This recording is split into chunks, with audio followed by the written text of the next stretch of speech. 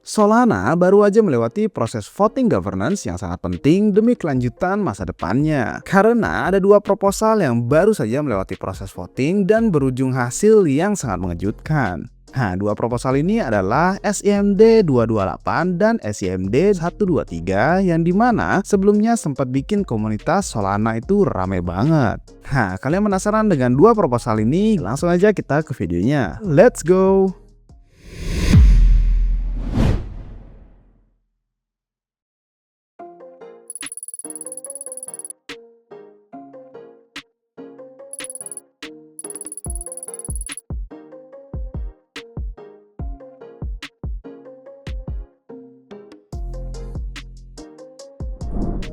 Apa itu proposal SIMD 228 dan SIMD 123? Jadi ada dua proposal yang diperbincangkan di komunitas Solana, yaitu SIMD atau Solana Improvement Document 228 dan 123. SIMD 228 mengusulkan cara baru buat ngatur inflasi token SOL supaya lebih fleksibel dan gak terlalu tinggi. Nah, saat ini inflasi token SOL berjalan dengan sistem tetap, artinya token baru terus diterbitkan sebagai hadiah buat para staker dan juga validator. Masalahnya, kalau inflasi terlalu tinggi bisa bikin tekanan jual yang besar dan bikin token SOL jadi kurang menarik buat dipakai di ekosistem DeFi. Nah, SIMD 228 mencoba mengatasi ini dengan sistem inflasi berbasis staking. Jadi simpelnya itu semakin banyak SOL yang terkunci dalam staking, semakin rendah inflasinya.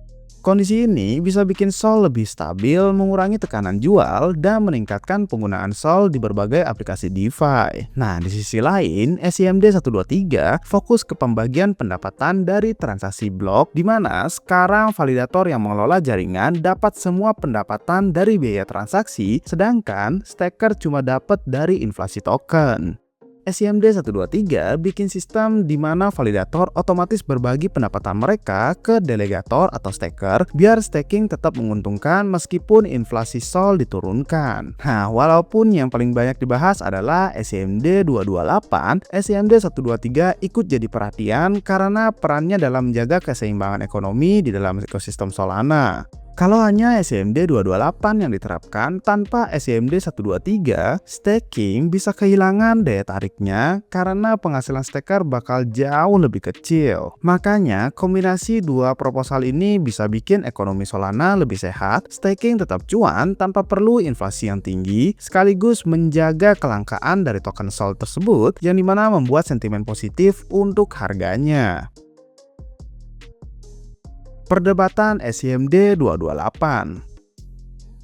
Walau banyak mendapatkan tanggapan yang positif, SIMD 228 juga sempat didebatkan di komunitas Solana karena dampaknya terhadap validator kecil dan desentralisasi jaringan. Proposal ini bertujuan menurunkan inflasi SOL dari 4,7% ke sekitar 1,5% dengan sistem yang menyesuaikan inflasi berdasarkan jumlah SOL yang di-stake. Pendukungnya percaya bahwa ini bisa mengurangi tekanan jual, meningkatkan harga SOL, dan membuat Solana lebih menarik bagi investor institusional, terutama karena ETF Solana di masa depan kemungkinan tidak bisa mendapatkan imbalan staking. Namun, banyak validator kecil menolak karena mereka bergantung pada imbalan staking dari inflasi, terutama setelah adanya diskusi terbuka di YouTube.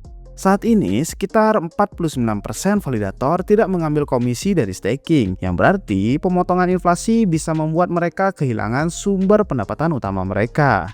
Beberapa pihak memperkirakan lebih dari 100 validator bisa terdampak, bahkan ada yang memprediksi hingga 250 validator bisa keluar dari jaringan yang dapat meningkatkan sentralisasi dari Solana. Pendukung SIMD 228 berargumen bahwa validator yang bergantung pada subsidi Solana Foundation tidak benar-benar berkontribusi pada jaringan desentralisasi. Nah, setelah perdebatan panjang, masa transisi proposal ini diperpanjang dari 10 epoch menjadi 50 epoch agar validator punya waktu lebih untuk menyesuaikan dirinya sendiri. Meski masih ada pro kontra, banyak yang mendukung proposal ini karena dianggap membuat ekonomi Solana lebih efisien dan berkelanjutan. Alasan kenapa proposal SIMD 228 tidak disetujui. SIMD 228 gagal disetujui karena tidak mencapai batas minimum suara yang diperlukan dalam pemungutan suara di Solana. Proposal ini hanya mendapat 61,39% suara yang setuju, sementara ambang batas yang dibutuhkan adalah 66,67%. Otomatis dengan demikian, rencana yang mengubah sistem inflasi di Solana menjadi lebih dinamis tidak dapat diterapkan dan inflasi SOL tetap pada struktur saat ini di angka 4,7%, yang dimana menurun 15% setiap tahunnya hingga mencapai angka 1,5%. Nah, salah satu alasan utama kegagalan SIMD 228 adalah penolakan dari validator kecil yang khawatir perubahan ini akan membuat mereka kehilangan pendapatan. Saat ini, sekitar 49% validator tidak mengambil komisi dari staking reward, yang dimana berarti mereka bergantung sepenuhnya pada inflasi untuk menutup biaya operasional mereka. Jika inflasi dipangkas secara signifikan, validator kecil bisa kesulitan bertahan dan terpaksa keluar dari jaringan. Beberapa analis memperkirakan ada lebih dari 100 yang bisa berdampak, sementara juga ada yang bilang bisa sampai 250 validator bisa berhenti beroperasi jika proposal ini disetujui. Nah, walaupun gagal, pendukung SIMD 228 seperti Tushar Jain dari Multicoin Capital menyebutkan hasil pemungutan suara ini sebagai kemenangan bagi Solana karena menunjukkan bahwa governance di jaringan ini berjalan dengan baik. Dengan partisipasi 74,3% dari total stake, ini menjadi salah satu pemungutan suara terbesar dalam sejarah governance di kripto, di mana mengalahkan tingkat partisipasi dalam pemilu Presiden Amerika Serikat dalam 100 tahun terakhir.